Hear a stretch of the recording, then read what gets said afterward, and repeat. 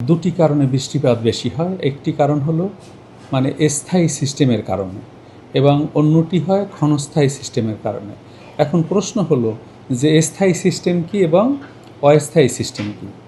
স্থায়ী সিস্টেম হলো আপনারা দেখবেন যে আমরা সিনপটিক কন্ডিশন লিখি, অর্থাৎ উত্তরপ্রদেশ, মধ্যপ্রদেশ, বিহার, পশ্চিমবঙ্গ, বাংলাদেশ হয়ে আসাম পর্যন্ত একটি মৌসুমি বায়ুর অক্ষ বিস্তৃত থাকে সবসময়। এই ধরনের অক্ষ যখন বিস্তৃত থাকে তখন বাংলাদেশে বৃষ্টিপাত হয় এবং এটিকে বলা হয় স্থায়ী সিস্টেম। আবার আমাদের বাংলাদেশের উপরে ঊর্ধ্ব আকাশে পশ্চিম দিক থেকে প্রচণ্ড বায়ুর গতিবেগ বিশিষ্ট বায়ু প্রবাহ পশ্চিম দিক থেকে পূর্ব দিকে যায় একদম উপর লেভেলে ঊর্ধ্ব আকাশে, একে বলা হয় ওয়েস্টার্লি জেট। এইরকম দক্ষিণ বঙ্গোপসাগর বরাবর বা আন্দামান সাগর বরাবর পূর্ব দিক থেকে বাতাস পশ্চিম দিকে যায় প্রচণ্ড বেগে ঊর্ধ্ব আকাশে, একে বলা হয় ইস্টার্লি জেট। এগুলোকে বলা হয় পার্মানেন্ট সিস্টেম বা স্থায়ী সিস্টেম। অথবা তিব্বত এবং পার্শ্ববর্তী এলাকায় ঊর্ধ্ব আকাশে একটি উচ্চচাপ বলয় থাকে। আরব সাগরের মাদাগাস্কারের পূর্ব দিকে একটি মাসকারিন হাই থাকে। এগুলোকে বলা হয় স্থায়ী সিস্টেম। এই সিস্টেম বৃষ্টিপাতকে বাংলাদেশে ত্বরান্বিত করে। শুধু বাংলাদেশেই নয়, একদম ভারতীয় উপমহাদেশে বৃষ্টিপাত হওয়ার মূল কারণ এই স্থায়ী সিস্টেমগুলোর অবদান রয়েছে।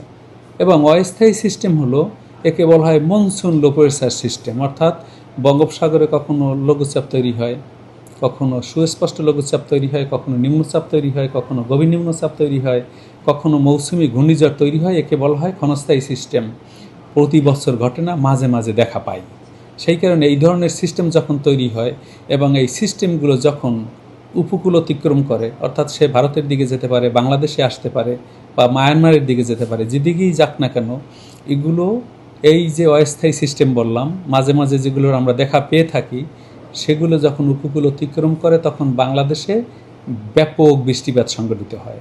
গত 5 ও 6 তারিখ উড়িষ্যা এবং পশ্চিমবঙ্গ উপকূলে এইরকম একটি নিম্নচাপ ছিল, সেটি পরবর্তীতে উত্তরপ্রদেশে গিয়ে দুর্বল হয়ে বর্তমানে গুরুত্বহীন হয়ে পড়েছে। কিন্তু এর প্রভাবে উত্তর বঙ্গোপসাগরে বায়ুচাপের আধিক্য ছিল, অর্থাৎ বায়ুর উচ্চচাপ বলয় ছিল বঙ্গোপসাগরে।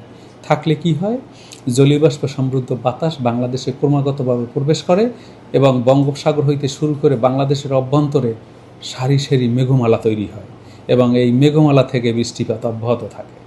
এই যে জলীয়বাষ্প সমৃদ্ধ বাতাসের যোগান এবং মৌসুমী বায়ুর সক্রিয়তা এবং বঙ্গোপসাগরে যে বায়ুচাপের আধিক্য এবং এই যে ক্ষণস্থায়ী সিস্টেম, এগুলো এইবার যুগপৎভাবে কাজ করার কারণে বাংলাদেশ ও পার্শ্ববর্তী এলাকায় থেমে থেমে বৃষ্টিপাত গত 5ই জুলাই থেকে আজকে পর্যন্ত অব্যাহত রয়েছে। যদিও 12 তারিখের পর থেকে বৃষ্টিপাতের তীব্রতা, এরিয়া কভারেজ এবং তীব্রতার দিক থেকে যদি বিবেচনা করি, বৃষ্টিপাতের তীব্রতা একটু কমে গেছে, কিন্তু বৃষ্টিপাত অব্যাহত রয়েছে। এই বৃষ্টিপাত আজকের থেকে 14-15 তারিখ পর্যন্ত সারা বাংলাদেশে এই বৃষ্টিপাতের তীব্রতা কমে যাবে। তীব্রতা কমে যাওয়া মানে বৃষ্টিপাত থেমে যাওয়া নয়, বৃষ্টিপাত অব্যাহত থাকবে কিন্তু তীব্রতা কমে যাবে এবং বৃষ্টিপাত কমে গিয়ে 16 তারিখ থেকে পুনরায় নতুন করে আবার মৌসুমী বায়ুর সক্রিয়তা জোরদার হতে পারে।